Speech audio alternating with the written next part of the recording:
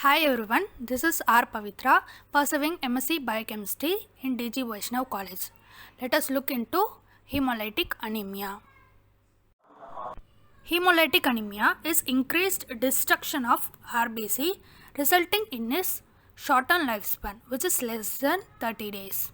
Destruction can be within vessels, intravascular, within spleen, extravascular. Occurrence in adults, a prevalence of 17 is to 1 lakh and a mortality rate of 11% is seen. In newborn, a condition called erythroplastosis fetalis that occurs when a mother and baby have incompatible blood types, usually because of Rh incompatibility. In children, usually occur after a viral illness. Risk factor includes medication like interferon alpha, procalamide, guanidine, rifampin. Infections such as viral infection including mononucleosis, atypical pneumonia. Cancers like leukemia, lymphoma. Autoimmune diseases such as SLE, Wiskott-Aldrich syndrome, HELLP syndrome. Family history of hemolytic anemia. Symptoms include paleness of the skin, fatigue, fever, confusion, lightheadedness, dizziness, weakness or inability to do physical activity, dark urine, yellowing of the skin and the whites of the eyes, heart murmur, increased heartbeat, enlarged spleen and enlarged liver.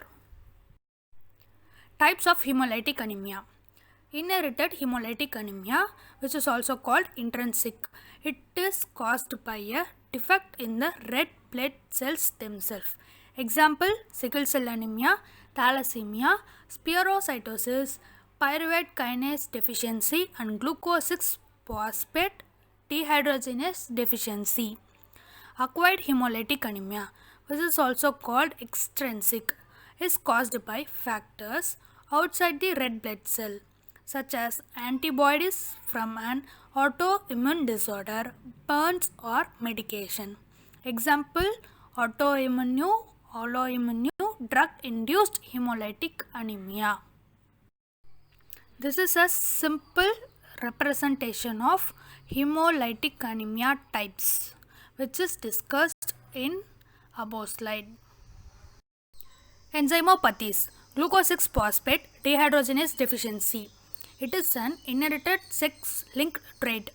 Glucose 6 phosphate dehydrogenase involved in HMP have a great significance in RBC because it is supplied with NADPH. Also prevents RBC from oxidative stress.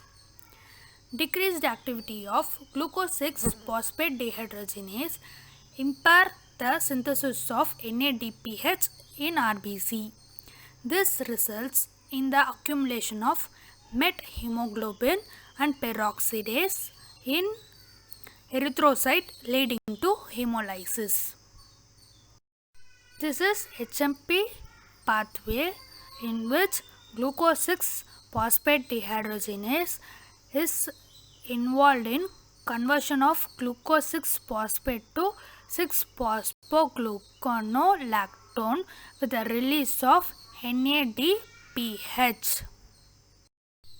NADPH produced in HMP shunt pathway is used for detoxification reaction, which is represented in this picture.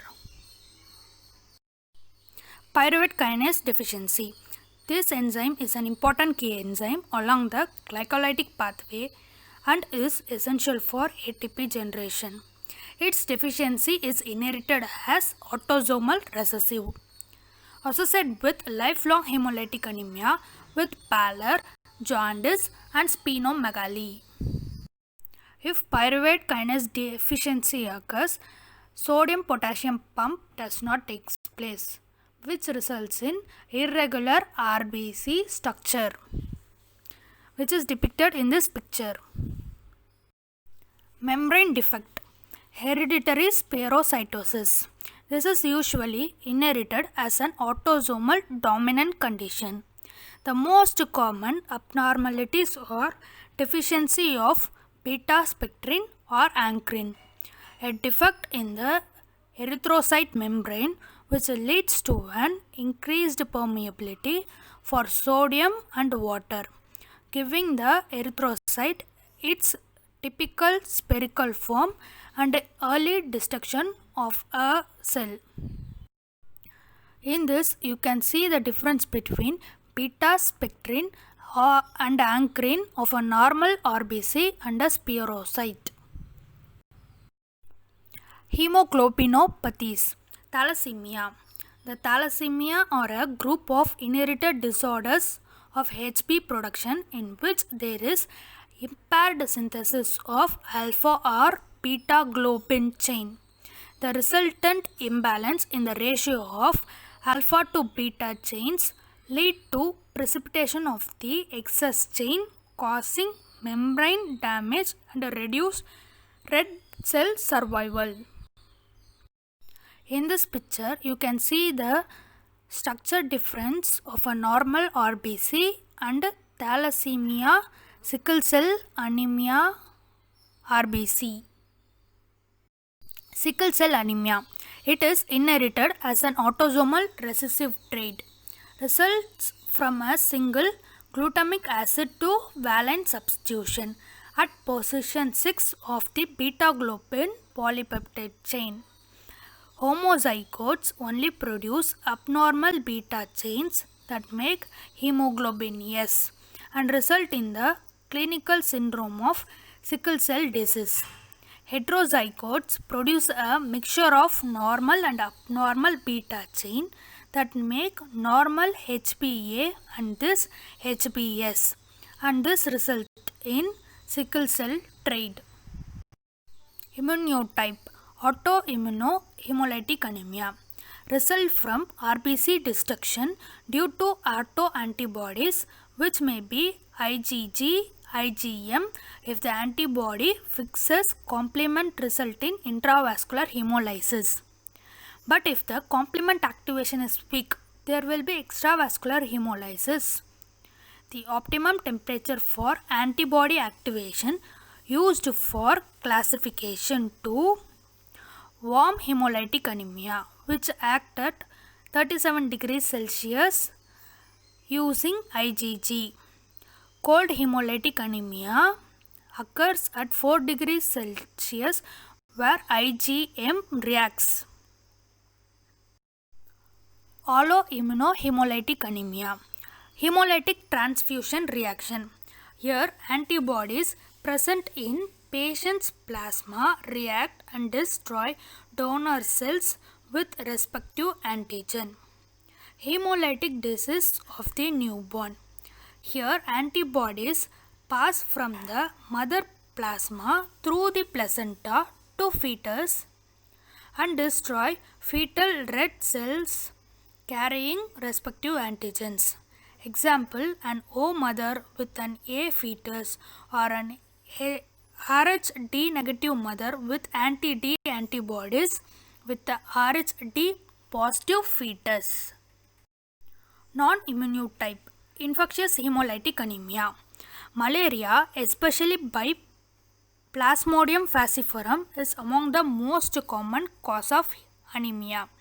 In addition to hemolysis, marrow suppression, hypersplenism may be involved in anemia. Hemolysis is both intra and extravascular. Black water fever is an uncommon but quite dangerous complication of falciparum malaria due to acute intravascular extensive hemolysis leading to black urine with high fever. Chemicals or drug-induced hemolytic anemia. This agent causes hemolysis by oxidant denaturation of hemoglobin. A drug can cause the immune system to mistake your own red blood cell for foreign substance. The body responds by making antibodies to attack the body's own red blood cell. The antibodies attach to red blood cell and cause them to break down too early. Some other drugs causing hemolytic anemia includes cephalosporin, a class of antibiotic, most common cause, dapsone, levodopa, levofloxacin, nitrofurantoin, non-steroidal anti-inflammatory drugs, penicillin and its derivative, phenoxypyridine, quinidine. Diagnosis of hemolytic anemia. Bilirubin. This test measures the level of red blood cell hemoglobin that your liver has broken down and processed. Hemoglobin. This test indirectly reflects the amount of red blood cells you have circulating in your blood by measuring the oxygen carrying protein within your red blood cells. Liver function. This test measures the level of proteins, liver enzyme and bilirubin in your blood. Reticulocyte count. This test measures how many immature red blood cells which over time mature into red blood cells that your body is producing. Urine test to check hemoglobinuria. Bone marrow biopsy. Viewing blood film under microscope to know the size and shape. For glucose 6 phosphodehydrogenase deficiency, methemoglobin reduction test and enzyme assay is done. For pyruvate kinase deficiency, hemoglobin pyruvate kinase assay is done. For spherocytosis, osmotic fragility test or pink test is done. For thalassemia and sickle cell anemia, total blood count, reticulocyte and electrophoresis is performed. For autoimmune, alloimmune and infectious hemolytic anemia, Coombs test and bilirubin level is measured. This picture gives you why bilirubin level is increased in hemolytic anemia. Reticulocyte has no nucleus, has no organelles, is larger than mature RBC, it is not concave, has many polyribosome. In severe anemia, many of these are released into the blood prematurely. Normally 1% of circulating blood are reticulocyte. Reticulo counting can be done by counting number of reticulocyte in the field by total number of RBC in the field into 100. This is a comic picture of osmotic fragility test, which is done to measure the hemoglobin rupture when a red blood cell is bound in a NaCl solution. Coombs test is done to diagnose thalassemia and sickle cell anemia, which is destroyed by auto antibodies bound to RBC cells. Treatment. Red blood cell transfusion is given to quickly increase your red blood cell count and to replace destroyed RBC with new ones. IVIG, intravenous hemoglobin, to blunt the body's immune system if an immunoprocess is leading to hemolytic anemia. Corticosteroid, immunosuppressant. They can reduce your immune system activity to help prevent red blood cell from being destroyed. Surgery. The spleen is where RBC are destroyed. Removing the spleen can reduce how fast red blood cells are destroyed. This presentation is useful. Thank you.